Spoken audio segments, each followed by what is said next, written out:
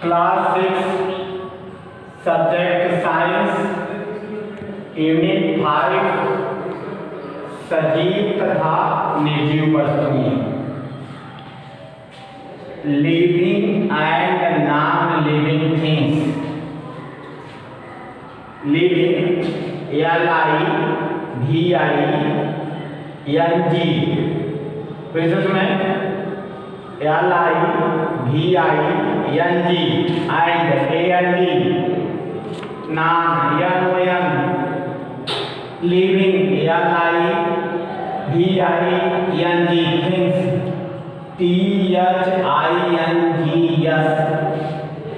Non living things living and non living things.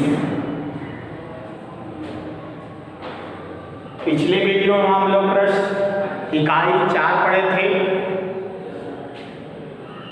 विभिन्न प्रकार के परिवर्तन। आज का नया चैप्टर है सजीव तथा निर्जीव वस्तुएं।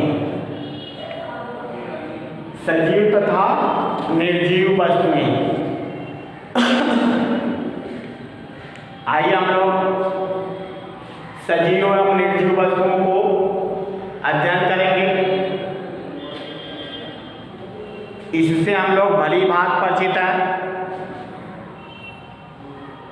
कौन सी वस्तुएं सजीव हैं, कौन सी वस्तुएं निर्जीव हैं, यानी सजीव एवं निर्जीव के क्या लक्षण हैं, यही आज हम लोग अध्ययन करेंगे। जैसे कि हम भी अपने को मानते हैं सजीव हैं, यानी सजीव के क्या लक्षण है, उन्हीं लक्षणों के बारे में हम लोग आज अध्ययन करेंगे। ताइए भैया मान हम लोग सजीव के लक्षण क्या है, कोई भैया और बताएं सजीव के क्या लक्षण है। चलिए, सजीव वस्तुएं सांस लेती हैं और सजीव वस्तुएं श्वसन यानी सांस लेती हैं। दूसरा है सजीवों में वृद्धि एवं विकास होता है। ठीक है भैया, सजीवों में वृद्धि एवं विकास होता है। और क्या क्रिया होती है, सजीवों में प्रजनन क्रिया होती है। सजीवों में क्या होता है, प्रजनन क्रिया होती है। अगला लक्षण क्या है, सजीवों में उत्सर्जन पाया जाता है। अभी इसके बारे में हम डिस्कस करेंगे, चर्चा करेंगे। और क्रिया क्या होती है, सजीवों में उत्तेजनशीलता का गुण पाया जाता है। सजीवों में क्या पाया जाता है, उत्तेजनशीलता का गुण पाया जाता है। यह गुण जिसमें पाया जाता है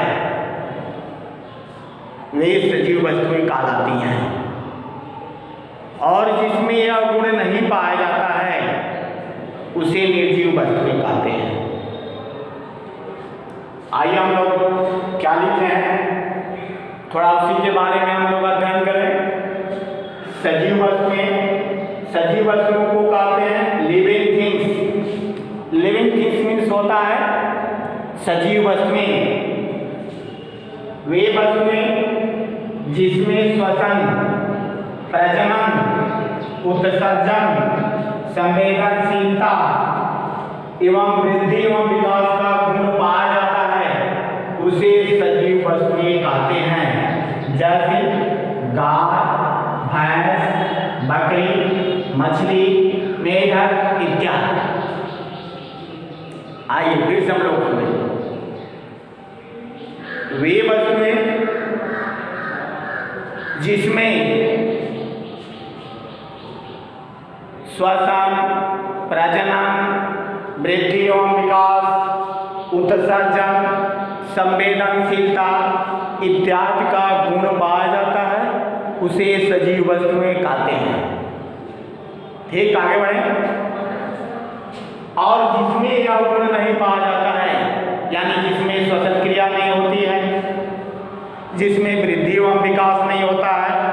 जिसमें प्रजनन क्रिया नहीं होती है, जिसमें संवेदनशीलता का गुण नहीं पाया जाता है, उसे निर्जीव वस्तुएं कहते हैं। आइए अब क्या होगा, आइए आप लोग इसके बारे में श्वसन क्या है, श्वसन क्रिया क्या होती है। श्वसन को अंग्रेजी में कहते हैं रेस्पायरेशन। श्वसन को क्या कहते हैं, रेस्पायरेशन। यानी श्वसन में हम क्या करते हैं, श्वसन में वायुमंडल की ऑक्सीजन को हम नाक द्वारा ग्रहण करते हैं और अंदर बनी कार्बन डाइऑक्साइड को निकालते हैं। इसी क्रिया को हम श्वसन कहते हैं। जितने भी जीव हैं, जितनी भी सजीव वस्तुएं यहाँ दिखाई दे रही हैं हम लोग के आसपास, सभी वस्तुओं में यह गुण पाया जाता है। जिसमें नहीं पाया जाता है वे निर्जीव वस्तुएं कहलाती हैं। जैसे पेड़ भी यह क्रिया करते हैं, हम भी यही क्रिया करते हैं, मछली भी यही करता है, गाय भैंस भी यही क्रिया करती हैं। और वहीं कॉपी, किताब, टेबल, मेज, पेन, पेंसिल, रबर, कटर इत्यादि यह क्रिया नहीं करती हैं, इसलिए यह निर्जीव वस्तुएं हैं। आगे बढ़े भैया, ठीक है। यानी श्वसन क्रिया में हम लोग क्या करते हैं, वायुमंडल की ऑक्सीजन को लेते हैं और अंदर बनी कार्बन डाइऑक्साइड को बाहर छोड़ते हैं। इस क्रिया को हम श्वसन कहते हैं। जिसमें यह क्रिया नहीं होती है उसे निर्जीव वस्तुएं कहते हैं। यानी किसमें किसमें होती है, यानी गाय भी यही क्रिया करती है, भैंस भी यही क्रिया करती है, पेड़ पौधे भी यही क्रिया करते हैं, जलीय भी जंतु यही करते हैं, स्थलीय भी जंतु यही करते हैं, वायवीय भी जंतु यही क्रिया करते हैं। इसलिए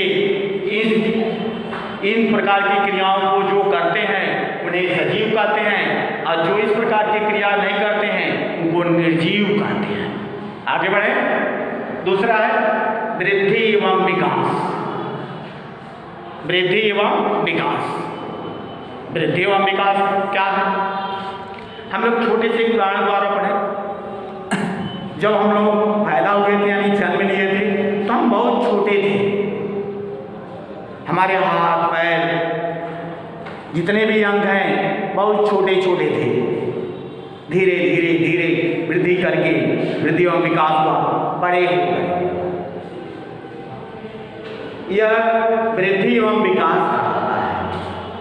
लेकिन एक उदाहरण द्वारा आपको समझाया है। जैसे यह चाक है, चाक जितना बड़ा बना था उतना ही बड़ा रह जाएगा, क्योंकि यह वस्तु में मानव निर्मित है, इसलिए इसमें वृद्धि एवं विकास नहीं हो सकता।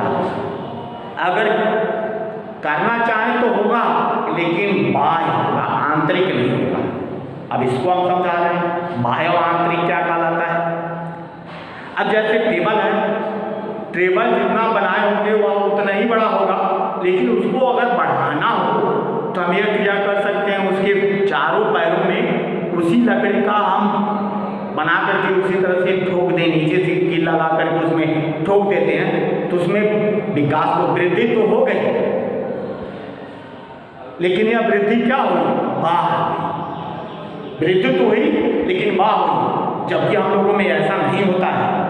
सजीव वस्तुएं क्रिया नहीं करती हैं, उनमें जो वृद्धि होती है आंतरिक और समान होती है, यानी सभी अंगों में एक समान वृद्धि करते हैं।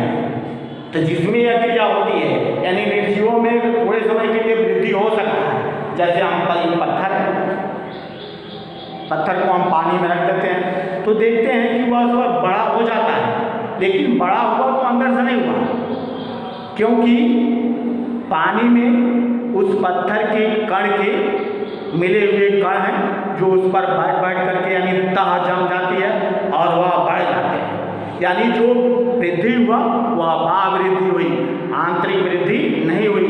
हम लोगों में आंतरिक वृद्धि होती है, यानी सभी अंग समान रूप से बढ़ते हैं। इस क्रिया को हम कहते हैं वृद्धि एवं विकास। समझ में आया? आगे बढ़े।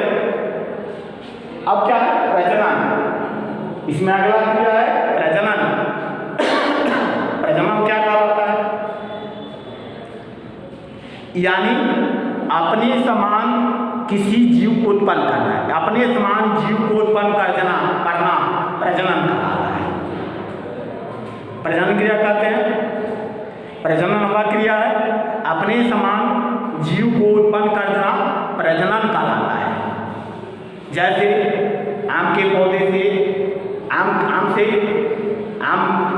देखते हैं, आम फलता है, बीज बनते हैं, पुनः वह बीज नीचे गिरता है, उसमें वृद्धि हो गई, बढ़ गया, पुनः आम का पौधा हो गया।